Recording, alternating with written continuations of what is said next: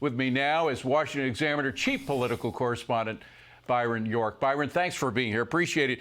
Elections so often are decided in battleground states because of the electoral college system that we have in our republic.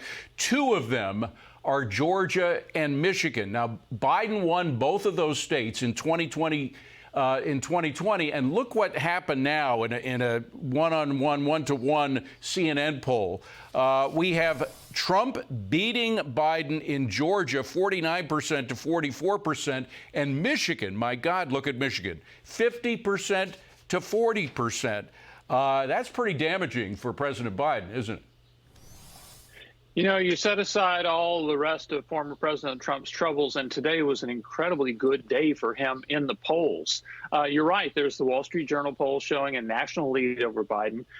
This CNN poll with these two key states, Georgia and Michigan, a 10-point lead in Michigan. That's huge. And there was yet another one, which is the big Des Moines Register poll in Iowa, showing him actually extending his already huge lead in the Iowa caucuses, which would give him a big start to getting the Republican nomination. So if you're just looking at polls, today is a very good day for Donald Trump. I'm sure there are a lot of Democrats looking at polls and freaking out right now. I mean, a sign of their panic is they're turning to Hillary Clinton, of all people, to try to pull in more women. Do you think there's any effect of having Hillary Clinton stumping for President Biden? I mean, particularly as they try to bring in more women who they've been losing.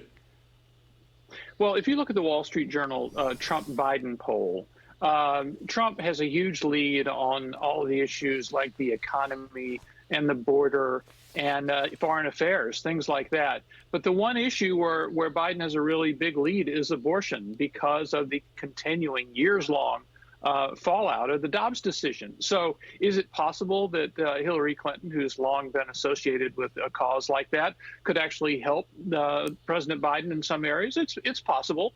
Certainly wouldn't hurt because everything looks terrible for Joe Biden just at this moment. But I mean, with that single issue, I know that they point to 2022, the midterms, and say that prevented the red sweep that many people were expecting, the abortion issue itself. But things have deteriorated on so many different fronts. People still aren't feeling good about the economy, even though inflation has come down a bit. It's not rising as quickly as it was. We may have avoided a recession, but still people just don't feel it. And then you look at what's happening internationally. I mean, the two wars are getting worse than ever. We're now getting deep in it in the Middle East as well, as our troops are being fired on, not to mention the border, which is just getting completely out of control. Yeah, and I think that the White House knows all of these things very, very well. So they think, what can President Biden do? And by the way, the poll also showed people deeply concerned about the president's mental capacities and his physical ability to carry out another term as president. So you put all that together, just terrible deficits for Biden on all sorts of issues, terrible deficits on the age, and you think, well, what does he have left? Well, he has the threat of MAGA, and I think that where we're going to see a lot in the campaign are threats that Donald Trump will essentially be the end of American democracy.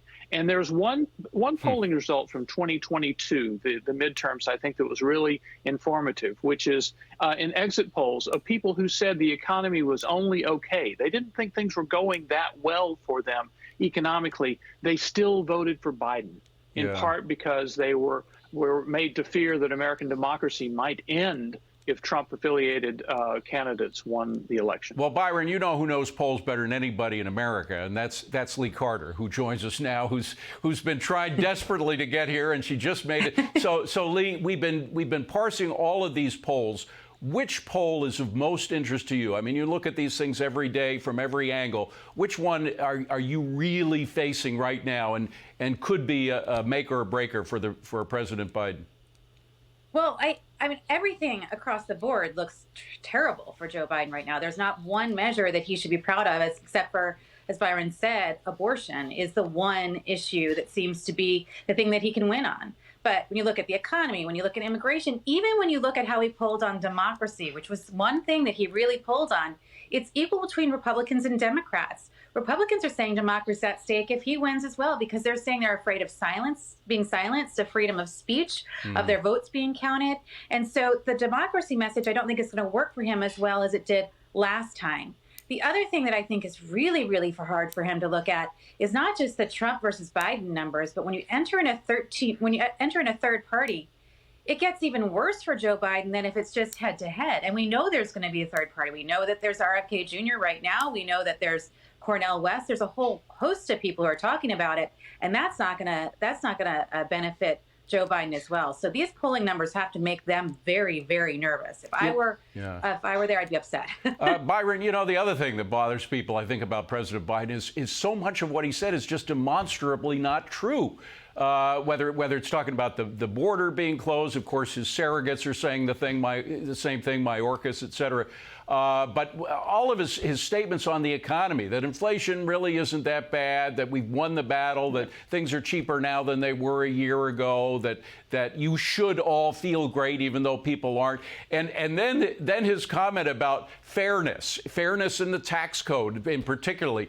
I just want to play a montage of his fairness issue and then get your reaction. Roll tape. All I'm asking is pay your fair share. Pay your fair share. Pay your fair share. We're doing it by making the wealthy and big corporations begin to start to pay their fair share. I'm going to make sure the wealthy pay their fair share. I just think it's about just paying your fair share, for Lord's sake. Pay your fair share. Now, Biden, you know where I'm going with this. I'm going to Hunter Biden. I mean, for everything that you know, the Democrats say, no, it doesn't connect to Joe Biden. Well, it does, because his family apparently weren't paying their fair share by millions of dollars. So, I mean, that he can't get that message to stick, can he?